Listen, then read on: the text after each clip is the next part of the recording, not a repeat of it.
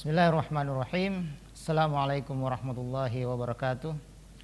Alhamdulillah wassalatu wassalamu ala Rasulillah wa ala alihi wa sahbihi ajma'in, amma ba'du. Adik-adik sekalian, alhamdulillah kita bisa bertemu di kesempatan ini yang insyaallah kita akan bicara, kita akan sedikit menimbang-nimbang, berpikir tentang kita sebagai anak dan hubungan kita dengan orang tua. Saya yakin adik-adik semua rajin selalu senantiasa berdoa untuk orang tuanya. Setiap kali kita sholat, kita selalu berdoa untuk orang tua supaya orang tua kita diampuni oleh Allah dan selalu diberi rahmat oleh Allah. Kita selalu berdoa, Rabbighfirli wali walidayya warhamhuma kama rabbayani shaghira. Ya Allah, ampuni dosaku, ampuni dosa-dosa kedua orang tuaku, dan sayangilah mereka sebagaimana mereka menyayangi kami di waktu kami kecil. Nah, adik-adik sekalian, itu adalah terjemahan dari doa kepada orang tua. Nah, pertanyaannya sekarang, pernah nggak mikir, pernah nggak merenungkan kita berdoa untuk orang tua kita itu hanya sekedar berdoa atau memang memikirkan, memang selalu menghadirkan orang tua dalam pikiran kita dan kemudian kita doakan. Pernah nggak kayak gitu? Nah, mungkin selama ini kita hanya menghafal doa tersebut, memahami atau mengerti artinya, tetapi bayangan kita tentang orang tua yang selalu melakukan apa saja untuk anak-anaknya itu tidak pernah kita renungkan.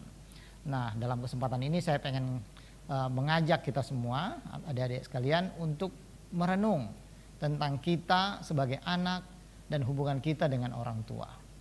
Kita selalu diajar oleh guru-guru kita, oleh kiai-kiai kita, oleh ustadz-ustadz kita untuk berbakti pada orang tua.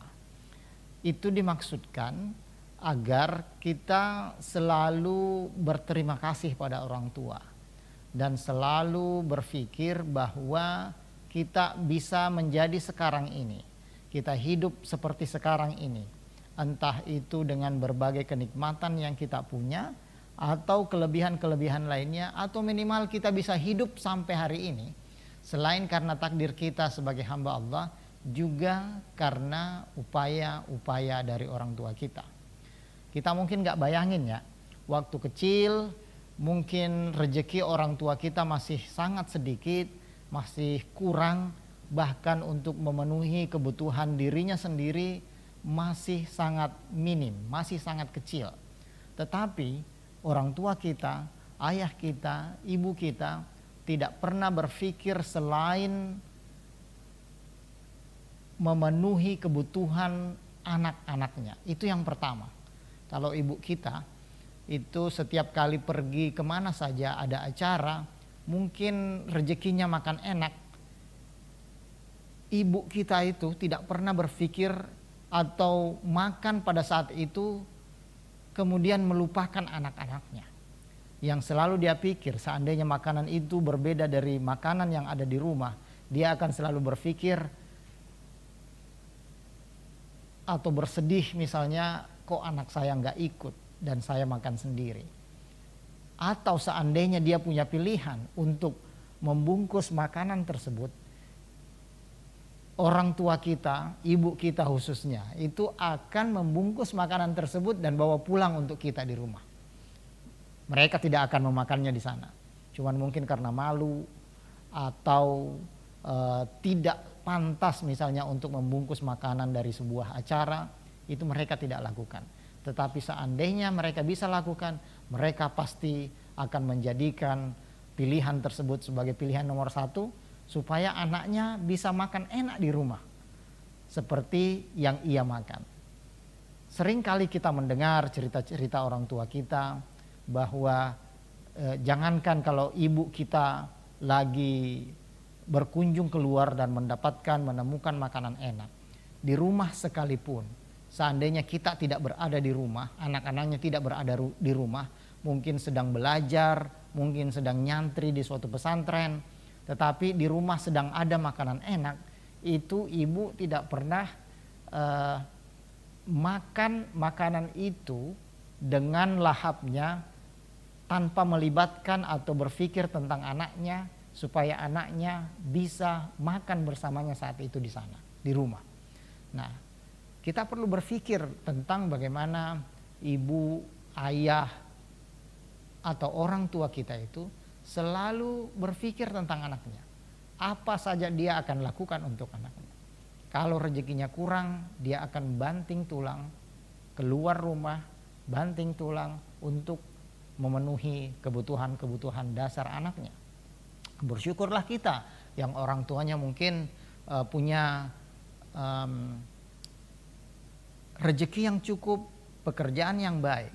Tetapi kita mungkin di masa umur 1 sampai 10 tahun, kita sebagai anak gak pernah mikir susahnya orang tua mencari rezeki, susahnya ibu menjaga kita dan sebagainya.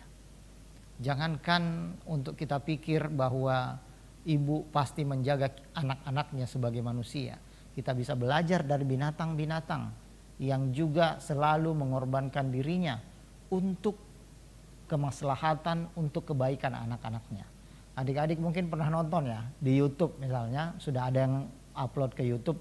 Misalnya ada video yang menunjukkan seekor sapi, ibu betina dari anak sapi, ketika melihat anaknya sedang berenang di sungai dan kemudian terlihat olehnya ada buaya yang sedang datang dan mengintai untuk menerkam anaknya, ia kemudian tiba-tiba turun ke sungai dan berenang berada di antara buaya dan anaknya. Itu untuk melakukan semacam pengorbanan untuk anaknya. Biarlah dia yang diterkam buaya, yang penting anaknya selamat. Nah, itu binatang. Itu binatang. Nah, bagaimana dengan kita manusia? Tentu akan jauh lebih baik caranya mengorbankan dirinya untuk anak-anaknya. Dan kita harus selalu berpikir tentang pengorbanan orang tua kita untuk kesejahteraan kita, untuk kebaikan kita sebagai anak-anaknya. Kita juga bahkan bisa merenung atau berandai-andai ketika misalnya kita belum sempat berbakti pada orang tua, atau kita masih kecil, bepergian kemana, ke suatu tempat di waktu yang lama misalnya. Ini buat anak-anak, adik-adik yang mungkin sekolah di pesantren, mungkin yang sekolah di kota lain, yang kemudian tiba-tiba pulang ke rumah dan tidak menemukan orang tuanya. Entah karena suatu hal tidak menemukan orang tuanya atau karena musibah-musibah lainnya. Akan kebayang dalam pikiran kita bahwa rasa berdosa yang sangat besar akan selalu hadir di benak kita karena kita tidak pernah atau belum sempat melakukan sesuatu yang bisa kita lakukan untuk orang tua secara maksimal. Untuk berterima kasih pada orang tua yang sudah mengorbankan apa saja untuk kita makan, untuk kita pakai, untuk kita kenakan dan sebagainya. Semuanya adalah untuk kita, dan orang tua pasti selalu berkorban untuk anak-anaknya. Mereka tidak pernah misalnya ingin menunjukkan rasa sedih, rasa lemah, rasa ketidakberdayaan di depan anak-anaknya. Pasti ia selalu menyembunyikan itu semua dan kemudian menunjukkan pada kita bahwa orang tua kita mampu memberikan yang terbaik untuk anak-anaknya. Nah, sekarang adalah waktu kita, saatnya untuk berterima kasih pada orang tua. Mungkin setelah kita melaksanakan kegiatan pesantren kilat ini, kita bisa berpikir untuk secara khusus menemui orang tua, datang kepadanya, meminta maaf, meminta ampun, dan kemudian kita melakukan apa saja yang membuat orang tua kita bahagia, orang tua kita bangga, dan sebagainya. Semoga bermanfaat. Mari kita berpikir melakukan yang terbaik untuk orang tua kita. Demikian, wassalamualaikum warahmatullahi wabarakatuh.